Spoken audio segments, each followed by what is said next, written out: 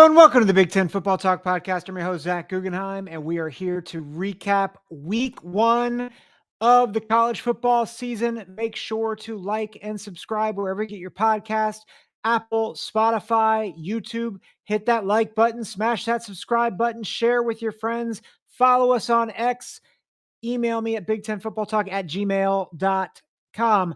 Lot of football action to discuss, and as tradition in this show, the way I'm going to recap things from a Big Ten perspective and then from a national perspective is I'm just going to do power rankings, and then I'll do my national top 12, but I'm not going to do a traditional top 12 in the national sense, but rather I'm going to do a updated playoff bracket based on week 1. As you can imagine, both my power rankings and my top 12 are going to be very fluid, which means things might not make sense.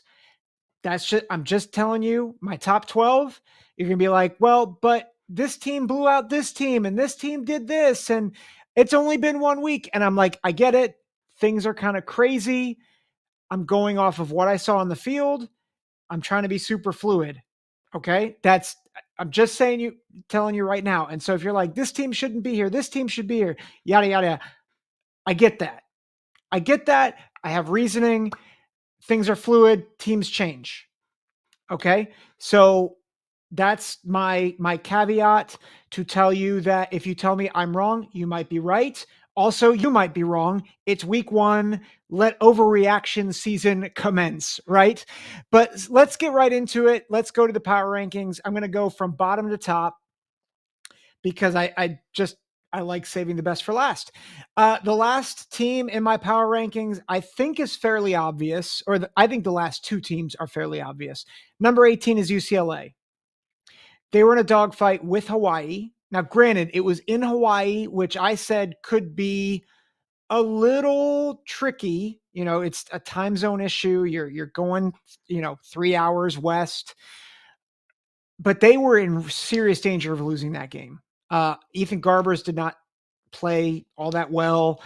So, quarterback issues and whatnot. And they need to regroup. They have a bye week this week. They get Indiana at home.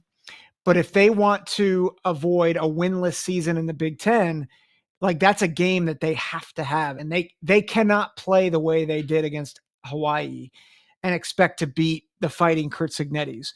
So I've got UCLA at 18, right by them. And again, they played very poorly, and I have a lot of concerns, is the Michigan State Spartans. Number 17 on my list. Granted, they had a bigger, they had a 2-score lead until Aiden Childs threw a pick 6 to go the other way.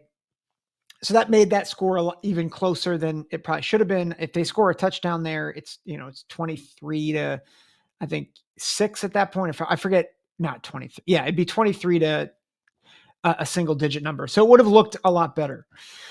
The reality is Michigan State just did not play well. And all the transfers, all those transfers that came in, you're thinking, oh, they're going to be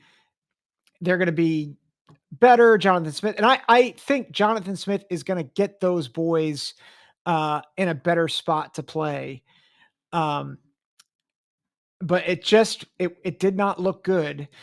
Lynch Adams was obviously a bright spot for them. 101 yards on 9 carries. But Aiden Childs, 114 yards, 10 of 24 passing, 2 picks. And then in the run game, he added a touchdown, but 4.7 yards per carry. This was not a good performance. And their run average was really bolstered by a big run by K'Ron Lynch Adams. K'Ron Lynch Adams, excuse me. So this was a subpar performance against, quite honestly, a not very good Florida Atlantic team that doesn't have a good offense. So even the good defensive performance for Florida Atlantic or against Florida Atlantic, you can kind of throw out because Florida Atlantic has not been good offensively. So I just think it wasn't a pick 6, by the way. It was an interception the other way. That's my bad. Anyway, Michigan State did not look good, and I have a lot of concern as they go into their matchup with Maryland, who we'll talk about later in the show. Number 16, I had a tough time putting these guys here, but just in context, I was like, I was glad that they won. I was glad that they won by multiple scores. I expected more, and that's the Indiana Hoosiers. Now, I know some Hoosier fans might be upset, be like, we beat Florida International by 24 points. You know, I understand that. I get that. Florida International is not great, and I would have liked to see them dominate them more with all the hype.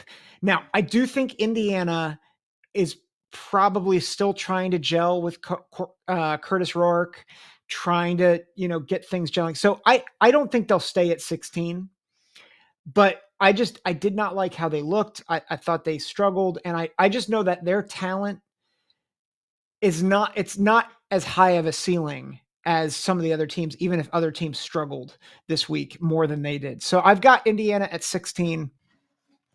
At 15, I have a team that did struggle mightily in a way that I did not expect, and that is the Wisconsin Badgers. Listen, they were down in the fourth quarter to Western Michigan. And so, Badger fans, if you're sitting here and you're like, there's no way we're worse than Indiana, I would say, I think you might be right, but also you almost got beat by Western Michigan. You didn't look good. And again, you guys, I think, had similar struggles to Indiana in adjusting to a transfer quarterback, which I think, if I'm honest, I think that was a trend, I think, throughout the week, is that transfer quarterbacks, with the exception of a couple, I think really struggled, or their team struggled in adjusting to a new quarterback who is adjusting to a new system. So even if the stat lines were good, there were maybe issues with timing or issues with, communication with receivers. There are other teams on this list. I'll talk about that in a minute. That being said, Wisconsin, my expectation is they should have dominated more. And if they struggle like that throughout the rest of their schedule, we're talking about a team that will not go bowling if they don't get issues fixed. So I've got Wisconsin at 15. I have Minnesota at 14. Okay. This is where I'm going to get a bit more in depth here. Minnesota's roster was better than UNC's roster. And I said that last week.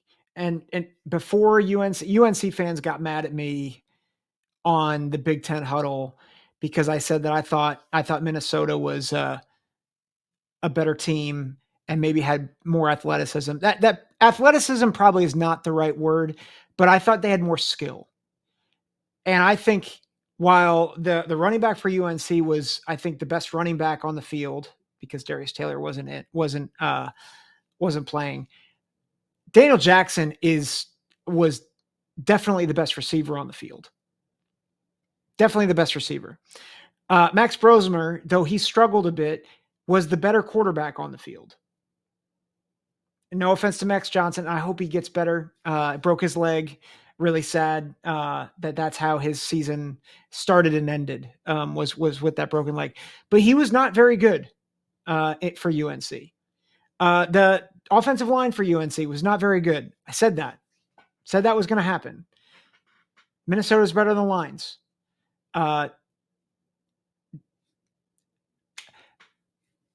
PJ Fleck needs to remember why he recruited Max Brosmer. He recruited Max Brosmer to air it out and have a more explosive offense. To run the ball on 3rd and goal from the 9-yard line to get a critical score early in that game, just to kick a field goal that you miss, is not trying to air it out. Playing for a field goal at the end of the game because, that will win you the game. Sure. Do you remember that your kicker missed a field goal earlier in the game? And by the way, your players are undisciplined And you don't coach them up to know, okay, whatever you do not hold on the last couple plays of the game. Whatever you do, like we're in field goal range, don't hold because that'll put us back. And your lineman holds. Now, that's on the player. Yes. It's also on the coaches for not coaching them up in that moment. Like that play pushed him a bit out of field goal range. Not getting the ball in the right spot for your kicker to feel more comfortable. That was a problem. These are coaching errors. And regardless of, like of any other things that went well, and I thought a lot went well. I thought the fight of the Minnesota Golden Gophers was there. I thought it was clear that they were the better roster. Like they should have won this game by 2 scores. But Max Brosmer has an unfortunate fumble. It was a great play, but it was 16 points. I was right on there. And then for them to botch the field goals, to botch play calling, to play conservatively, instead of winning by multiple scores, they lose by 2 points. And that's squarely on PJ Fleck.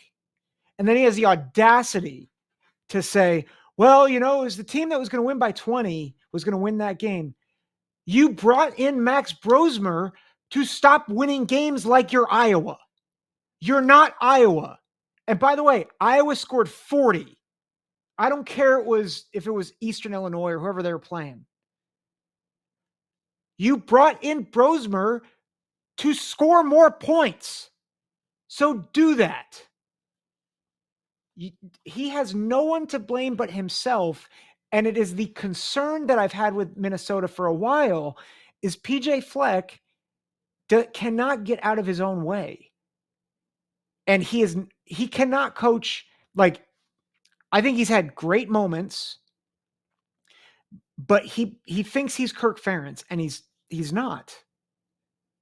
Right? Ferentz has done a great job now, and we tarred and feathered Kirk Ferentz for keeping his son as offensive coordinator, by the way, and he's had way more success than PJ Fleck ever has. That loss is squarely on Minnesota, on the coaching staff, and particularly PJ Fleck for going that conservative and not coaching up his guys. And it's absurd. And what's more absurd is he doesn't hold himself accountable. Like, say what you want about Brian Kelly. Like, I do not like Brian Kelly, but at least he pointed the finger at himself after the USC to LSU game. I didn't hear any of that from PJ.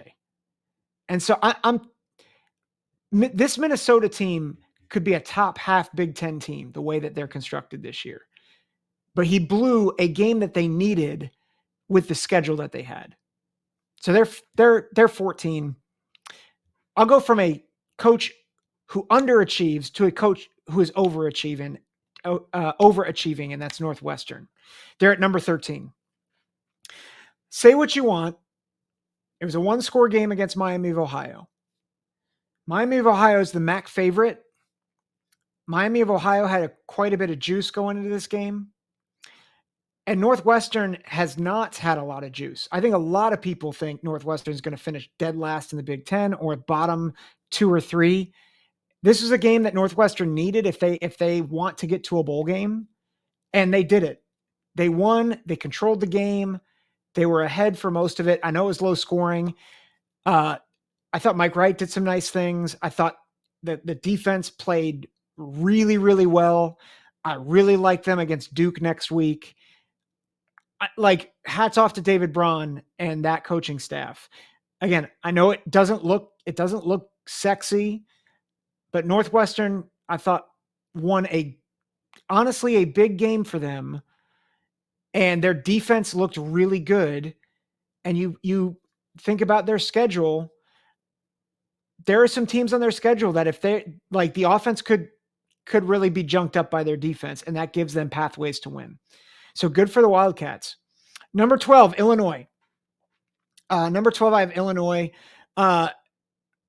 I think they have a decent shot to knock off Kansas next week. Now, Kansas is really good. I think Kansas has an outside shot to win the Big 12. So I think they are deservedly the favorites. Altmaier looked really good. The defense played well. Caden Fagan played well. All the things that you want to see out of Illinois. And I thought they played well enough to make me think, I don't think the game in Champaign next week with Kansas is going to be quite as lopsided as a year ago. I think Luke Altmaier is underrated. I think, he played really well. 4 touchdowns, 213 yards. Fagan had 108 yards. Pat Bryant was active. And they controlled that game. It was 31-0 at half. And so, granted, again, it's Eastern Illinois. Not a great team. But they did what they're supposed to do, which is it's why I have them 12 and why I have Purdue at 11.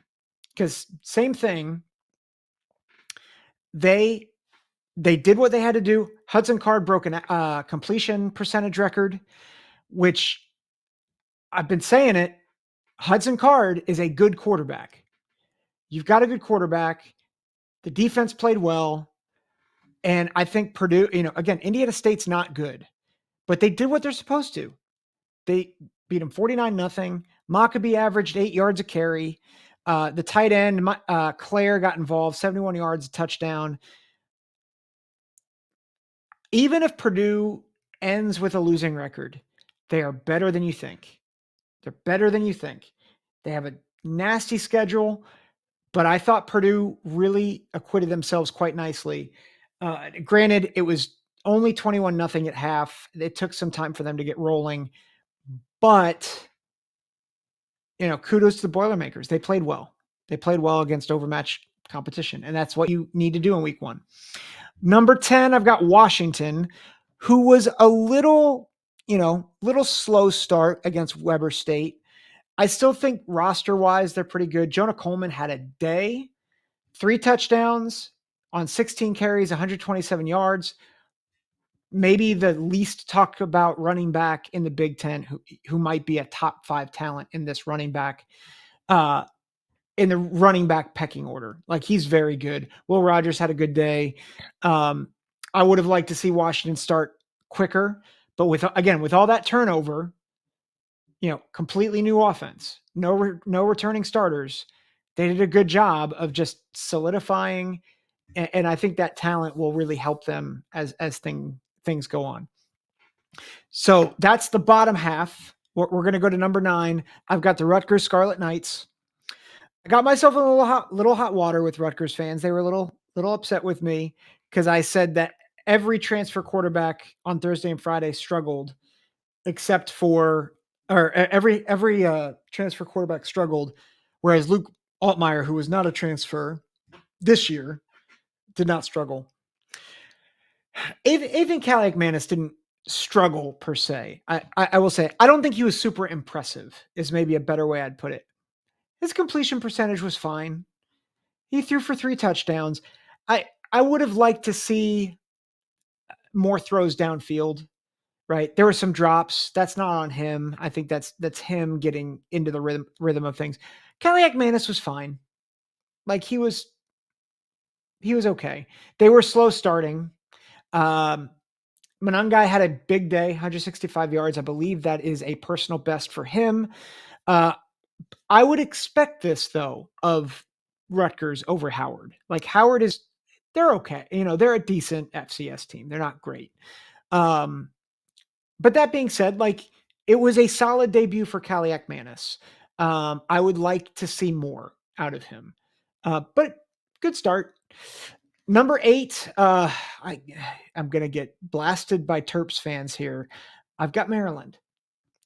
Maryland, please don't make this a one-hit wonder. Because I'm a little terrified. And granted, it's UConn. It's UConn. They beat them 50-7. UConn's not great. But Billy Edwards looked really good. Ty Felton, 7 catches, 178 yards.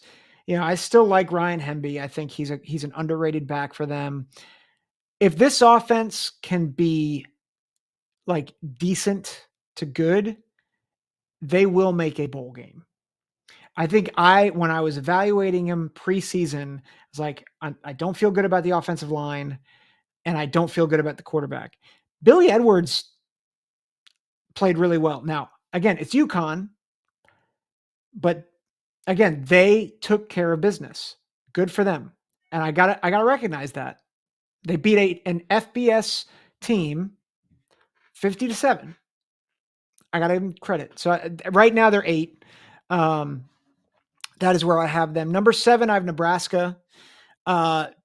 Really good debut for Dylan Raiola, the now reigning freshman of the week. Beat out Jeremiah Smith, who we will talk about. But Dylan Raiola had a really good debut. Nebraska's defense played really well. Again, 40-7 on UTEP. UTEP, again, not great, but they did what they're supposed to do as they gear up for a big matchup against Colorado, which I think will be a fun matchup. So you'll hear me and what the Common Fan podcast, which is a group of Nebraska guys, what they think about that game on Thursday. But yeah, Nebraska did what they were supposed to do. Defense was good. Dylan Raiola, I thought, had a really good start to his freshman campaign. This is where things get tricky because I don't necessarily believe that these, like the order of the top 6 is where these teams are, that where they're going to end up. But I've got to respect what they've done or criticize what they haven't done. So number 6 is Oregon. A 10-point win against Idaho. I watched a little bit of this. I'll be honest, I didn't get a chance to watch all of it. It's a mind-boggling box score. And I think part of it, like Dylan Gabriel was sacked 3 times. Noah Whittington had 14 carries, only 2.4 yards per carry. They only had a long run of 16 yards. They honestly, the thing that really concerns me about Oregon is they just didn't have a lot of explosive plays. Like their longest reception was 24 yards. And while I think their defense played well, like Idaho only scored really on a couple of trick plays. But the offense, like I just expected more from Oregon. And Dylan Gabriel had a fumble. So like a lot of good things happened. Like Dylan Gabriel was 41 of 49 for 380 yards, only averaged 7.8 yards per attempt, combined with averaging 2.9 yards per carry. That's a little bit of a red flag. And to do it against honestly an FCS team, that's concerning to me. And for a team, and I think this is part of it too, for a team that I expected to have an explosive offense, they were not explosive against a team that I expected them to beat. I expected them to beat to win by 40 or 50. And it'd be different if they, if they kind of pulled it together and it was like 38 to 14 or even 35 to 14 or 31 to 14. But it's like they really struggled to get stuff going even at the end of the game. So again, they had a lot of yards, not explosive. And I think that's a concern for me. Number 5, I have Michigan. Michigan, I'll say this. The quarterback issues are a problem. I think it is concerning that Davis Warren is the starter and not Alex Orji. I think Alex Orji, from a potential standpoint, is the better guy, but I think they have Davis Warren in there because they can't trust him. And I think you could tell because Davis Warren was kind of meh, right? Like he was okay. He threw a pick, and I'm looking at the stats here. He only threw for 118 yards, 15 of 25. Just not very good. Running the ball, I'm also a little concerned. Khalil Mullings was great. He is that thumper that, the guys on Out of the Blue said he is going to be a pain. I can see that. He's a pain. Donovan Edwards has started like he played for most of last year. And I'm just not sure that he sees the field well. A lot of Michigan fans say we're completely underrating Donovan Edwards. I think he's a great receiver out of the backfield. I think when he hits a crease, he is one of the fastest backs in the country. I don't think he has great vision, and that hampers him. And I don't think he is the type of guy that you can feed 20 to 25 times a game, at least from the running back spot. Khalil Mullings, you can. I don't think Edwards is that guy. I think he's a little too slim. So I'm concerned about those things, especially with the offensive line lack of continuity. But that defense has not missed a step. I didn't think Will Johnson had a great game. He had the pick six, which, sealed the game. This was a close game against a good group of 5 team, and you're breaking in a lot of new pieces. So, do I think that Michigan struggled? Yes. I think I'd take Michigan's defense over Oregon right now and the way that they struggled, because I think Michigan, like Will Johnson did, can manufacture points. And I'm not sure, like, if Oregon can't be explosive on the road against Michigan, I think that's like, I think Michigan could just run the ball 50 times and then the defense could make plays at this point. Because Oregon, that's how I got to Michigan over Oregon. I still think that Michigan-Texas game is going to be really good next week. I think people who are like, oh, Texas is going to smoke them. Listen, that defense is nasty. Fresno State's got a good quarterback. Like, Mikey Keene is good. They've got good receivers. Jalen Moss, he played well against Michigan. And it kind of took everything for them to get 10 points. Michigan or Texas will score more, I think, next week, but it's going to be a dogfight next week. Don't let their offensive output fool you, because I think Fresno State's decent. I think we knew Michigan was going to struggle a bit on offense. The defense is where this is at, and I think that's going to keep them in every game that they play this year. Number 4, I have Iowa. Cade McNamara, I know, is in the second half, but he played great. 251, 3 touchdowns. Caleb Johnson at running back had 119 yards. All 3 of Cade McNamara's touchdowns went to receivers. And remember, his best receiver, Caleb Brown, did not play. This was without Kirk Ferentz on the sidelines. And Illinois State is a ranked FCS team, which I know, FCS, whatever. They're not a bad FCS team. And not only did they shut them out, but in the second half, they really turned things around and offensively. And I've been saying it, if Iowa has even a semi-competent offense, this is a dangerous team in the Big Ten. So I've got them at 4. At 3, I have Ohio State. And I'll explain that more based on the 2 teams ahead of them. I went to this game. I was there with my son. I thought Ohio State pulled it together. And I thought, the offensive line, I thought, struggled quite a bit in the beginning of the game. I think the first quarter and a half, they were okay. They were inconsistent. I think some of the same concerns I've had about them. I still think Josh Fryer is not an elite level tackle, and I think that's going to bite him. That being said, the talent everywhere else is just oozing. And I mean, I did not think Ohio State played particularly well. And honestly, it should have been 59-6. Jeremiah Smith had a drop on a tunnel screen. It would have been a 70-yard touchdown. Alas, he dropped it, but they played poorly and they still won by 46. They almost covered. And part of that, the defense played really, I thought the defense actually did not play great, but they are so fast and they are so physical that it didn't matter.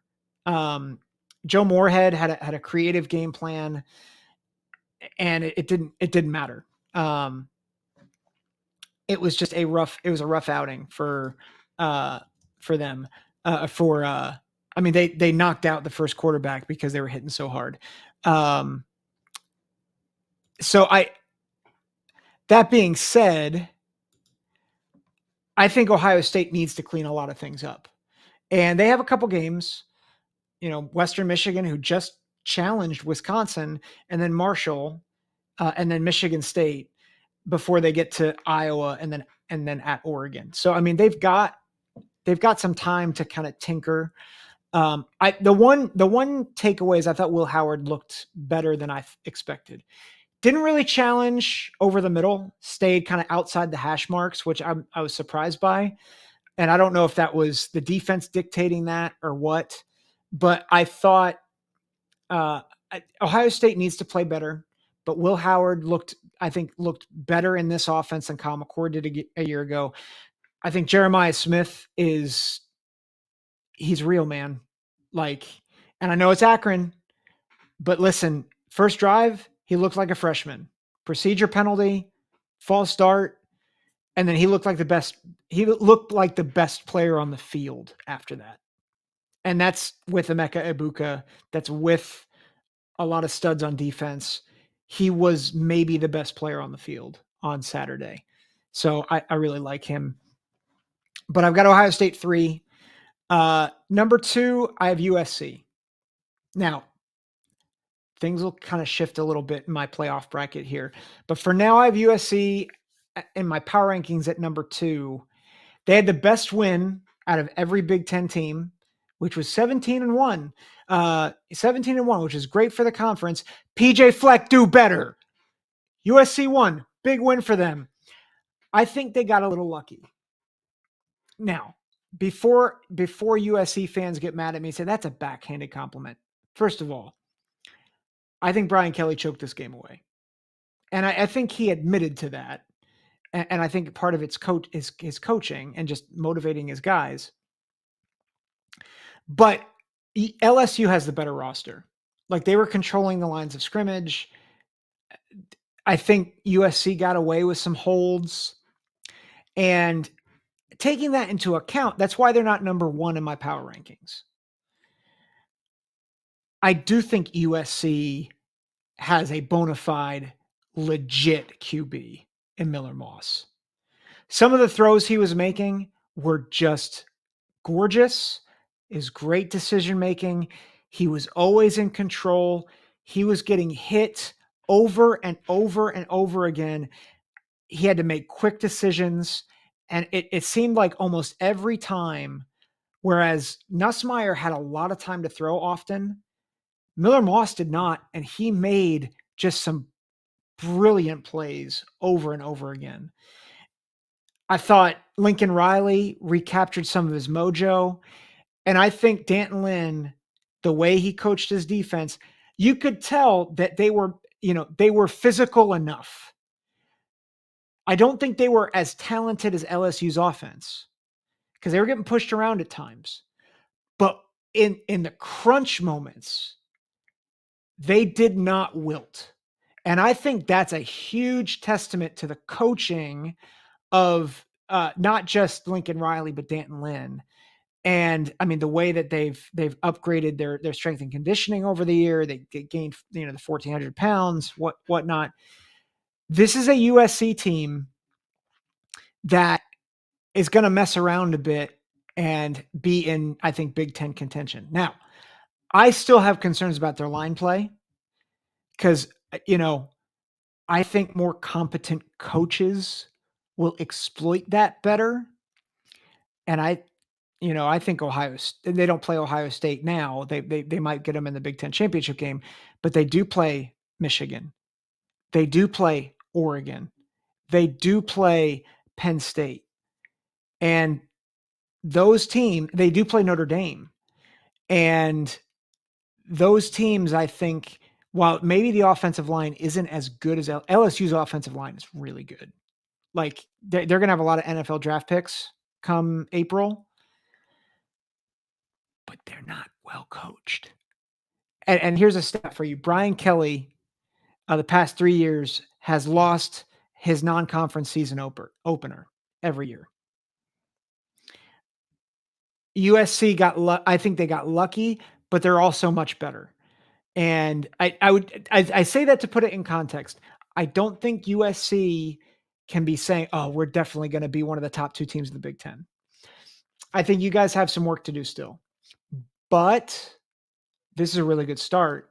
And if you can keep going, I think if you can continue to build on those lines and really build continuity, this is a dangerous team, especially come playoff time.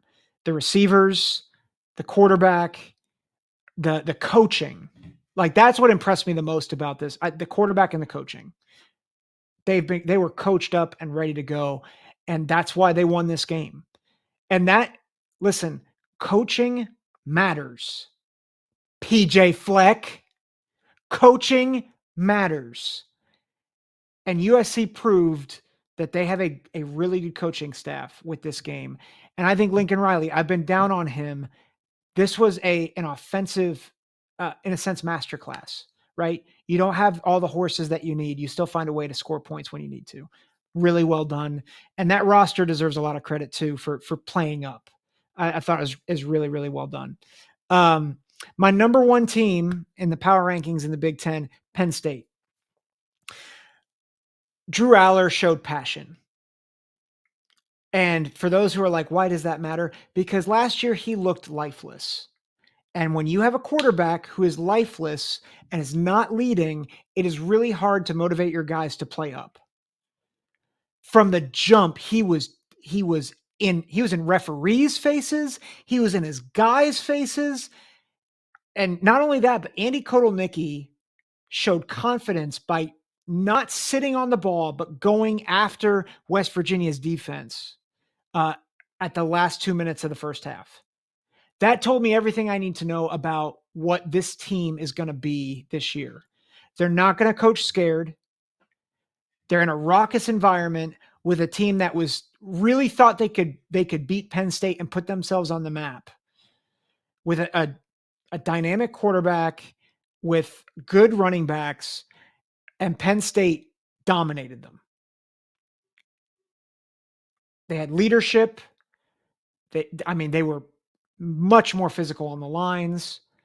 It was just, again, sloppy first quarter, but you get past that, and Penn State dominated this game. Now, I know there's a weather delay.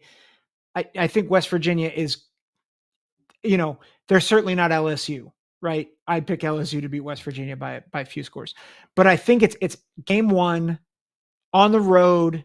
Weird things happen, and Penn State took control. That's what impressed me about this performance. And right now, that's why I have them at the number 1 spot. I think the other thing too, that I thought Nick Singleton, 13 carries, 114 yards and a touchdown. Harrison Wallace, 5 catches, 117 yards, 2 touchdowns. The defense was nasty, held West Virginia to 6 points when it mattered. I know they got 12, but again, they were dynamic.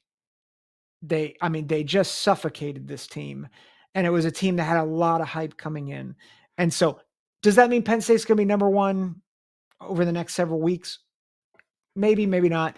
But at least for what I saw, I really like what they did. So those are my power rankings and the recap. Let me do my top 12. And by top 12, I mean my playoff bracket. So I'll do my first 4 out. My first 4 out: Oregon, Ole Miss, Tennessee, Michigan. Oregon and Michigan for the struggles that I saw. Ole Miss, I know people might say, well, Ole Miss dominated their team. Listen, I don't care about Furman. I don't. I think most teams in the Big Ten, I shouldn't say that.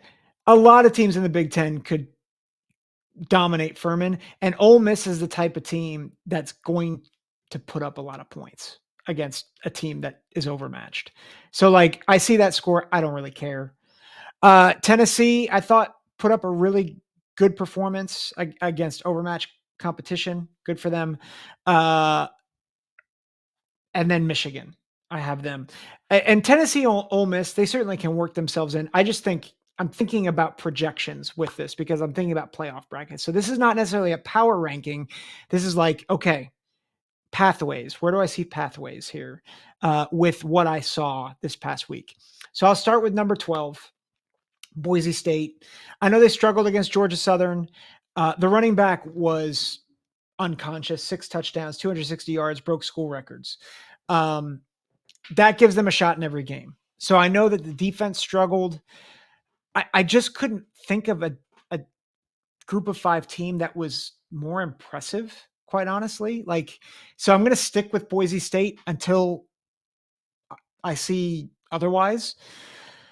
Number 11, I have Iowa, which is who I had before. Iowa's number 11. I think they're just, I just really like them if they have a good offense. And if they have a good offense, they can go 11-1. Like, and I think they could give Ohio State struggles. Do I think they could go 12-0? I don't know. But like, I think they could go 11-1 and beat Ohio State if Ohio State has a rough offensive outing. Any given Saturday, like it could happen. So I I'm not predicting that, but I think Iowa has a real shot to go 11-1. Number 10, I have Missouri. Again, same thing as my previous prediction. I have Missouri 10. They dominated, kicked butt. They did really well. Here's where there is change. Number 9, I have USC. I have number 9 USC below Ohio State. And part of the reason why is I just think USC has more opportunities to stumble, and I'm assuming that they will. I think USC is, I think they're good.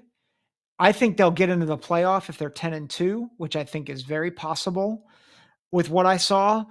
But I think that keeps them from climbing into the getting a home playoff game at this point. Number 8, I have Notre Dame. Big win on the road against Texas A&M. I think Texas A&M is a bit overrated. I think their quarterback is not very good. Texas A&M's quarterback, Weigeman, not very good. But Notre Dame has, I think, a pretty good upgrade at quarterback in Riley Leonard. He can throw, he can run. He's a bit of a magician. Jeremiah Love played well in spurts against Texas A&M. And I think Marcus Freeman is kind of an upgrade at head coach over Brian Kelly. He's in year 3. He's starting to settle in. He has a good feel for this program. And it's a big deal that I know Texas A&M is overrated. For a program, it's a big deal for Notre Dame to go to SEC country and win that game. It really is. So I got Notre Dame at 8. I have Ohio State at 7. I'm not sure. Obviously, if they go 12-0, they're going to be a top 4 seed. I just don't know if they keep playing like this. I think they lose at least 1 and maybe 2 games. And even if they are just 11-1, I don't think they're going to get the benefit of the schedule like a couple of the SEC teams. And some of that might be bias, but some of it is just the SEC schedules are brutal this year. And I think they're going to get the benefit of the doubt, even though Ohio State does have a pretty difficult schedule. And from what I saw, I think Ohio State will struggle a bit. Number 6, I have Alabama. Number 5, I have Texas. Both teams took care of business. And then I've got my top 4 seeds, and 2 of them have changed. 2 of them have not. Number 4, I have Utah. Dominated. Cam Rising had a bajillion touchdowns before the end of the half. Second string went in. They did what they're supposed to do. Number 3, I'd like to take my Florida State pick back. That was great. Good job, Zach. Well done. Way to lose in Ireland, Florida State. Number 3, I have Miami. I hate saying that because I am not a Miami guy. And I don't think Florida is that good. But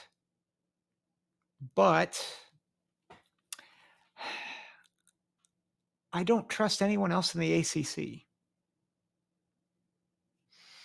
And I think they're probably going to have less losses than Utah, because I think the Big 12 will beat each other up. By the way, speaking of Florida State, as I'm recording, they are losing to Boston College 14-0. So that pick was hot garbage, and I totally own that. Miami, I have number 3.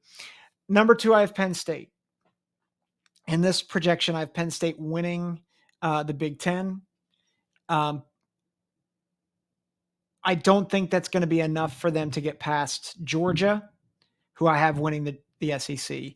I do want to address something, though. I have Georgia there because they had a better win. If Texas wins next week, and depending on how it looks, I will flip Georgia and Texas, because I think Georgia ran away against, quite honestly, a not elite Clemson team. I think Michigan's defense is better than Clemson's defense. And Clemson just is not good offensively. I don't know what scheme they're running, but it's hot garbage. And Georgia struggled quite a bit. I mean, they wore down Clemson. It was not a dominant win. I know it looked like it, but they needed to figure stuff out. And so I think it was more a virtue of Clemson being bad than Georgia being good. But Texas hasn't played Michigan yet. And so if Michigan, and so I'm going to give Georgia the benefit that they are the best team in the SEC currently. But I want to see what happens on the field next week with Texas. So that will do it for my power rankings, my playoff bracket. Make sure again to like and subscribe. Tune in on Thursday when the boys from the Common Fan podcast will be on. I know that they are going to be completely impartial in picking Nebraska and Colorado. That's a joke. They are. I 100% believe that they will pick Nebraska by 100. But it's going to be a really fun show. We're going to pick all the games that the Big Ten's involved with, including Michigan, Texas, including every other game, Michigan State, Maryland. It'll be a fun show. Northwestern, Duke. It'll be really good. So make sure you tune in, like, subscribe, send me emails, big10footballtalk@gmail.com. Follow us on X, Instagram, leave reviews, share this with your friends. So grateful for you guys. I don't know if you know this, but as of recording, we are one person away from 500 followers on Spotify. So thank you guys for following there, but also make sure to go over and like and subscribe the YouTube page as well. So we can try to get to 300. We passed the deadline, but let's make the march to 300. So appreciate you guys. Take care. God bless.